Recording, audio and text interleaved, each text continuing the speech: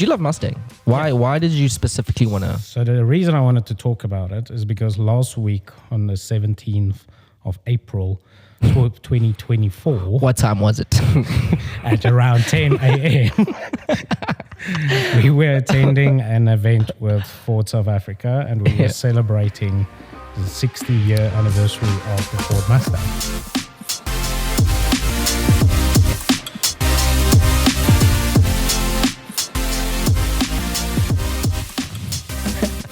Hello and welcome to another episode of the AutoTrader Podcast. My name is Wandi and Ryno, AutoTrader's Research and Insights Manager.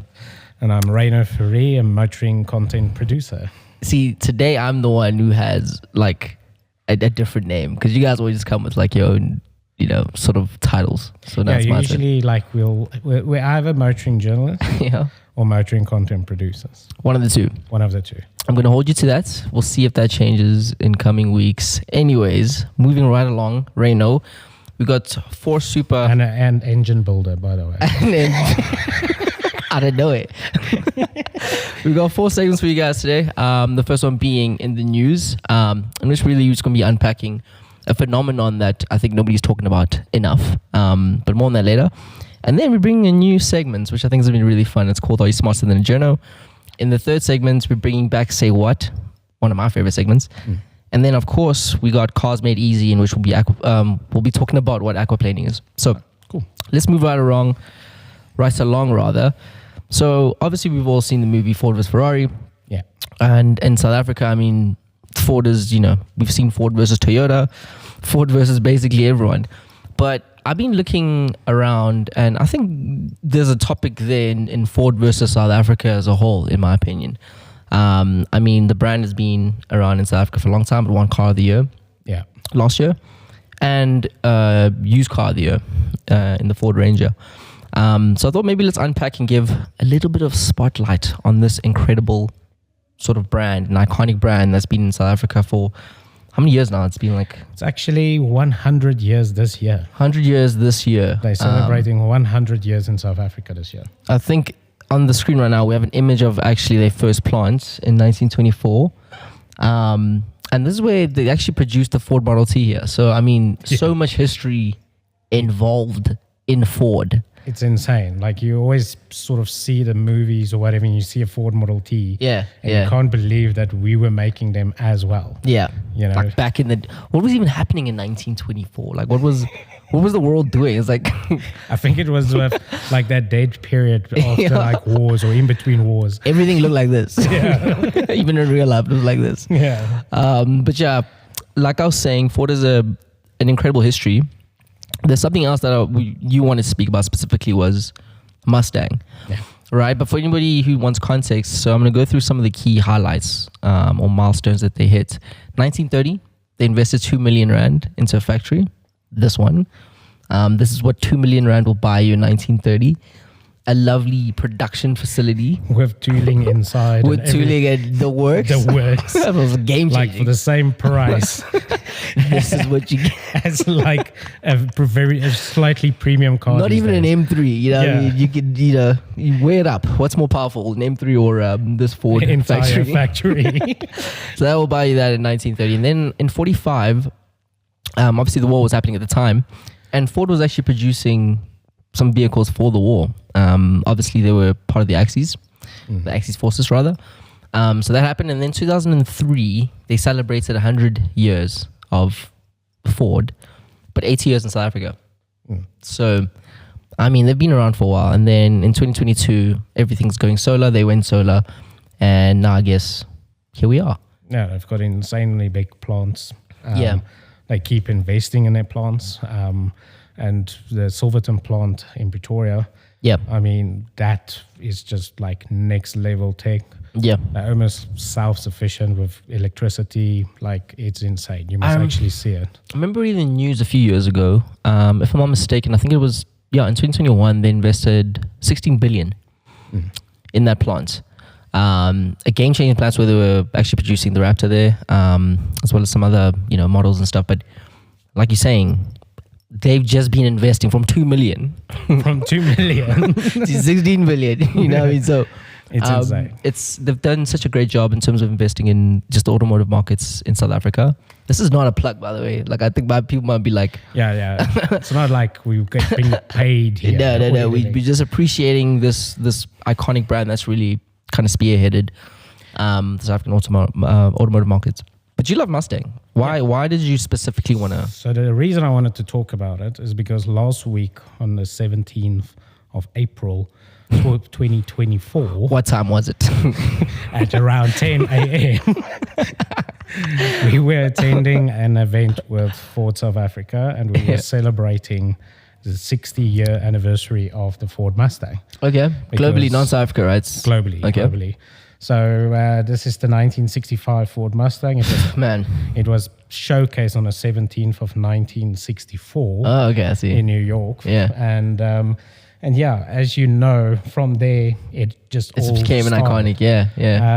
Within I think it was the same year, they got almost 1 million units sold. I think to 1965, they sold up to 1 million of these Mustangs, of these Mustangs. So basically, prior to this, Ford wasn't actually doing that great. Yeah. And their marketing department, and I think What was the challenge? What was the challenge there during that time? Who was kind of giving them run for their money in terms of General Motors were just killing it. They had Impalas, they had Chevelles, all of that had sort of competing against Ford. So their marketing department was we need something cool, man. We actually need something cool. Yeah, something that's going to grab the attention from all these other cars, yeah. And then Ford said, okay, but we also need to make it affordable because people were coming back from young kids coming back from the war. From the war and stuff. They want to, So they wanted something. Live the American dream, exactly. And here we have it. And over the years, we're now in the 7th generation, if I'm not mistaken. It's come a long way. It's come a very long way. Yeah. And the 7th generation. Oh, man. This is the 7th generation. This is a very specific model. So this is a 60th anniversary edition. Yeah. That Ford is going to be producing. So we haven't seen it yet. We haven't, it's not out yet. We haven't. It hasn't landed in South Africa.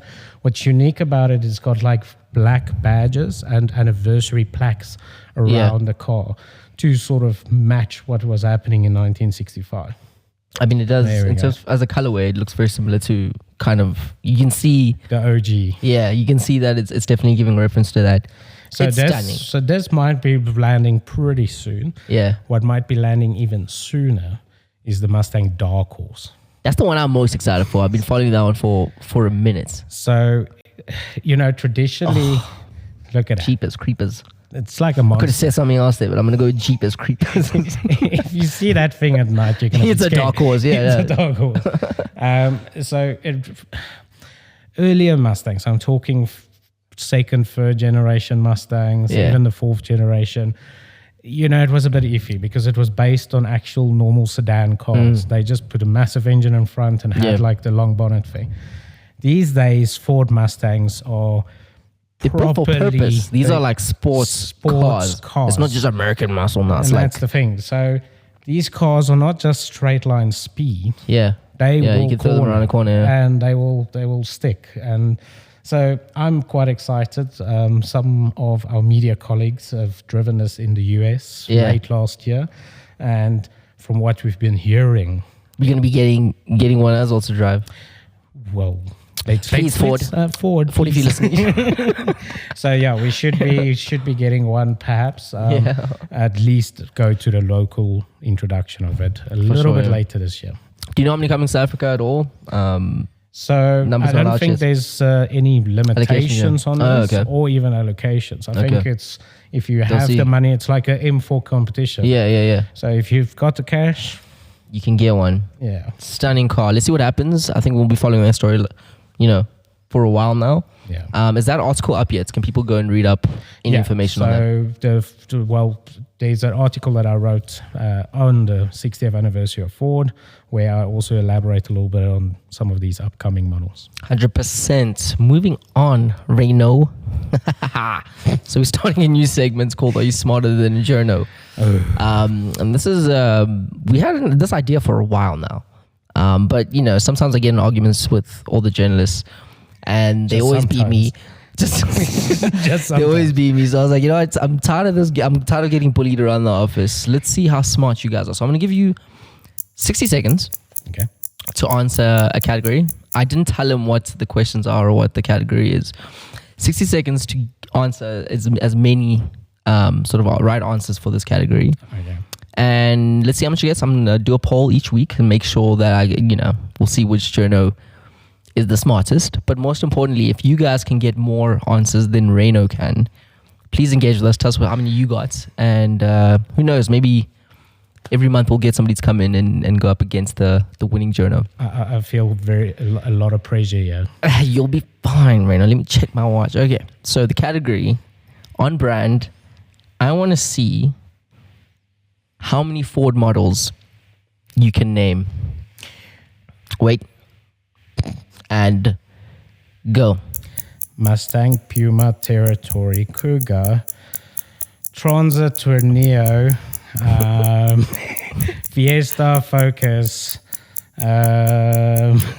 Taurus. There's a Taurus. Damn. TikTok. It's a lot difficult. You can go in history. Ford GT, Okay. GT40. Jeez. I'll give Ford you Model T, Model A. I think there was a Model B. You're almost there. You're almost there. Time's almost up. Did I say Transit? I mean, I think you did. I think I did. 10 seconds.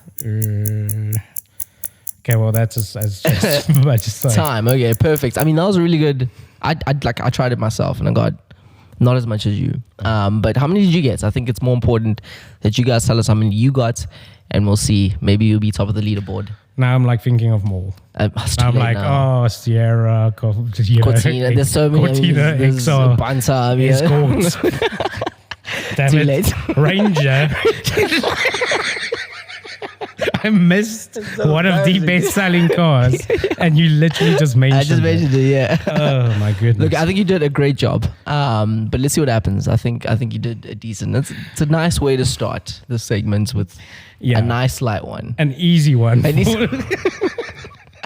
didn't give you any heads up though, to be fair. So But before we move on to the next segment, thoughts on, since we're still on the topic of Ford, what is your take on the future of the brand? What do you really appreciate about them? I think it's very recently I drove a Ranger supercar in Wild Track, guys, and let me tell you, you'd think as an Afrikaner, I'm a big bucky type of guy. Yeah. And I'm really not. This photo. It's gonna haunt me forever. Yeah. I'm not such a massive bucky guy, but that convinced me. I was like, I want a bucky, and I wanted this bucky. And I'm not just saying this here or that. Yeah. It actually feels like you're driving an SUV. Mm-hmm. Sure, it doesn't have the space of an SUV, but you know that because you bought a supercar. Mm-hmm. But the supercar practicality of having the space behind you is lovely because you can stow stuff and you don't have to worry. In fact, sometimes you have to remind yourself, if it wasn't for the blind spot sort of alerts, that you're driving a really large vehicle. Vehicle, and that's the lovely part of it. Very frugal. Currently, I'm driving one of our long-term vehicles, the Ford Puma. Again, something that is just you've got Puma as well. With no, I did say it. Okay. It's stacked with equipment. Yeah. Lane keep assist, adaptive cruise control. Everything that you 5 years ago you wouldn't even thought about those features. Maybe in a 7 Series. I'll have to throw a BMW reference there. But I hear what you're saying. So, do you think cars are just getting better in general? I think cars are taking a big step forward with technology, especially with AI and everything. I've seen a lot of cars starting to introduce that. What, AI into cars? Yeah. So that's a whole topic in itself. I think we'll definitely unpack it. Definitely. Yeah. So that's starting to show its face in cars. And looking at Ford, their current product lineup, and the things that they are trying to say, hey, this is on the way, I think they're just going to continue on. We might, you and me definitely not, but somebody might sit and celebrate their 200 years 100%, in South Africa. Look, it's lonely at the top. At the top, I know it as a Lewis Hamilton fan. It's very difficult to stay there at the top. At the very top, you know what I mean? So right now I think it's arguably one of the top brands in SA. But that's when people get sort of content and... Here's the thing. Competition is healthy. Oh, it is. It makes it's good for the consumer ultimately, right? And that's the thing. So Ford is bringing out a very good bakkie, a very good SUV. So Toyota needs to respond. You know? Hilux coming out soon though. So the new Hilux is on its way soon. And then obviously we're going to see the new Fortuners and that type of stuff. Hilux have somewhat responded to Everest with the new Prados. Yeah. So there's competition drives or pushes innovation, and it's and so I'm pretty happy for what we see. With the current state of the motor industry, 100%. Moving on, so today in Say What, I don't know if you saw, but obviously the e-tolls have just recently been scrapped. I've noticed that my e-tag in the press car doesn't peep anymore. Yeah. And that's when I was like, oh yeah. Where's that? What's happening? Where's that sound? It's a bit shocking when you don't hear it anymore. So on the 11th of April, officially the e-tag system was scrapped. So those big little gantries that you see on Gauteng highways aren't necessarily charging you anymore to be doing that. It's been a long process. When it was first introduced, there was massive backlash from people. A lot of pushback. Because we didn't vote for the e-tolls. They were just announced we're doing this and you have to pay. Yeah. So that's been the biggest issue with the e-tolls, and they've racked up a massive amount of sort of revenue as a result of them being there. But there's also now a massive debt. The last number I saw was 43 billion. I was about to say, I remember something over 40 billion rand. Yeah, 43 billion literally of unpaid e-tolls. But what does it mean now? What do you do when you scrap this and you just haven't been paying? Well, I would think that it's very similar to even having a credit card. Even if you can't just cut it and be like, you can't be cutting it and just saying, done. oh, it's over. I suppose you still did use the roads while there was an e-toll. It was still very legally binding. So it's still very much a responsibility to pay for it. At least that's what they expect. That's exactly what they expect. So they have come out, the governments, and said that just because it's been scrapped doesn't mean that the debt has been scrapped. So there are still the bodies who were fighting the e-tolls in the first place who are like, no, we're not paying, I'm not speaking on behalf of this. I'm not public opinion. We're not choosing sides. No sides. But there are many bodies who are saying, and they're busy fighting this in court right now. What do you think? What's your opinion on this whole debacle that's been spanning a decade now? You have been a fan of e-tolls? Are you seeing the use of it? Do you think it's a good idea? So if you can remember back in the day, it was sort of the Football World Cup. Yeah. And that spurred a lot of infrastructure upgrades, including the Gautrain, etc. And that included the e-tolls. The e-tolls, yeah. Prior to the e-tolls being there, do you remember the state of the road? It was, the Joburg highways are incredible. We have some of the best highways, yeah. Since the e-toll, there was a lot more infrastructure running. So I can see the sort of good parts of why the e-toll somewhat worked for us, because we've got good quality highways all around Gauteng. But at the same time, I never asked for it, or if you explained it beforehand, then you could have maybe convinced me, hey, this is a good idea. And the more buy-in you would have had from the beginning, I think the more successful it would have been. Maybe we'd even still have them.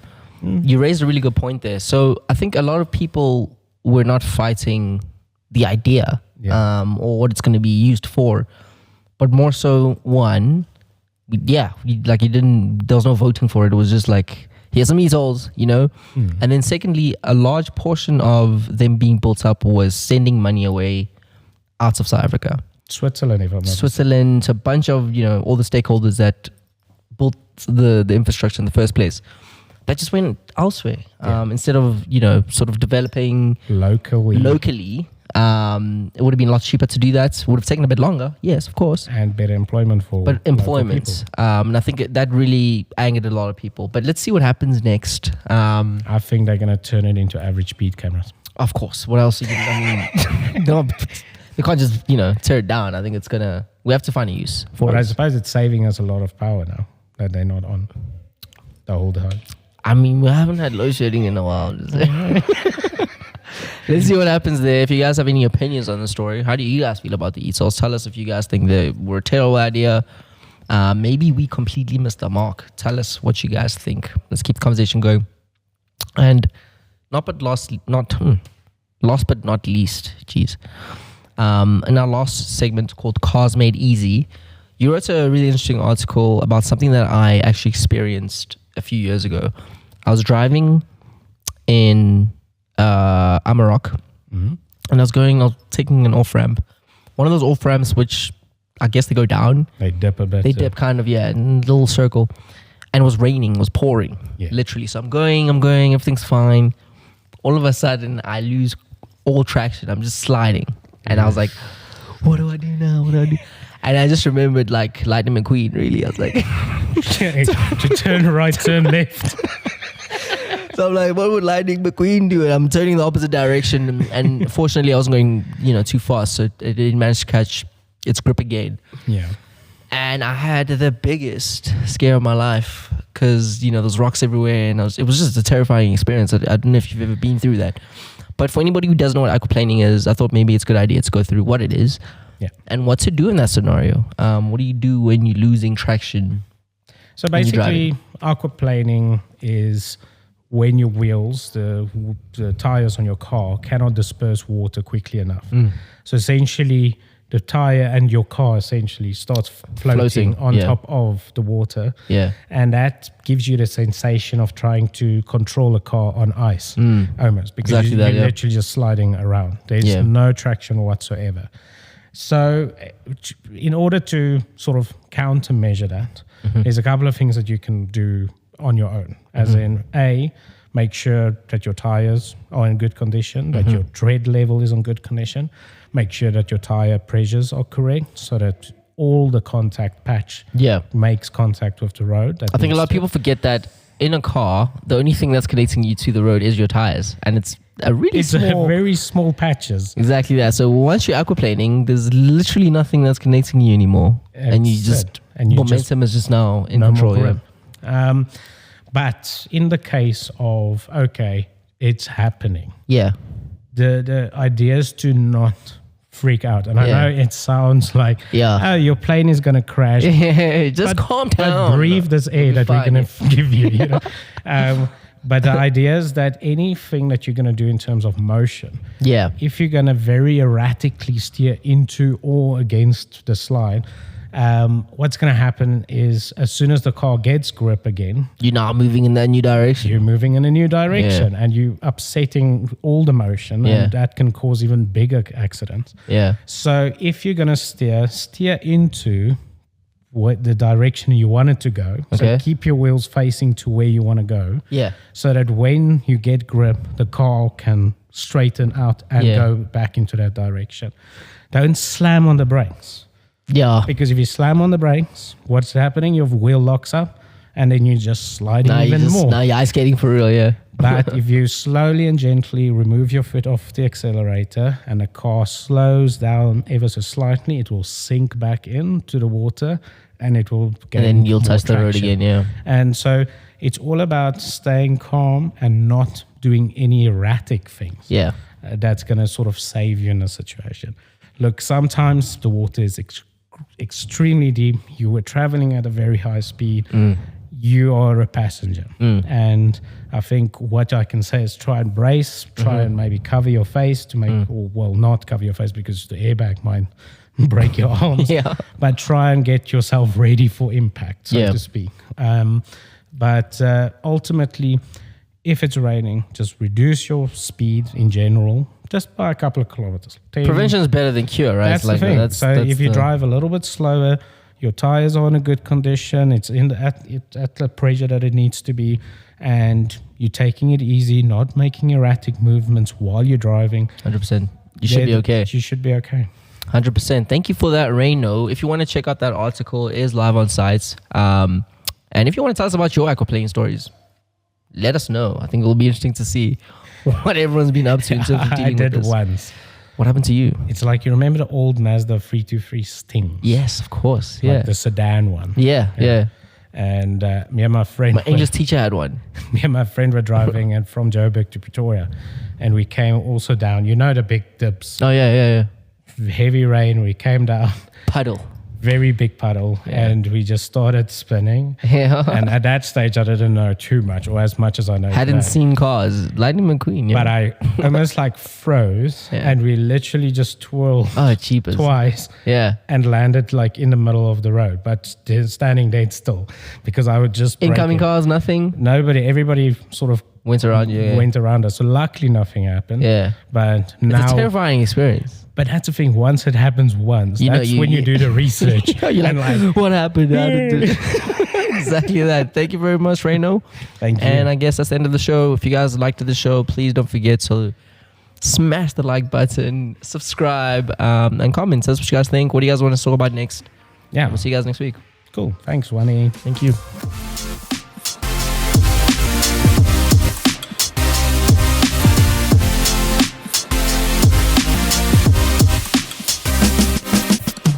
Search AutoTrader.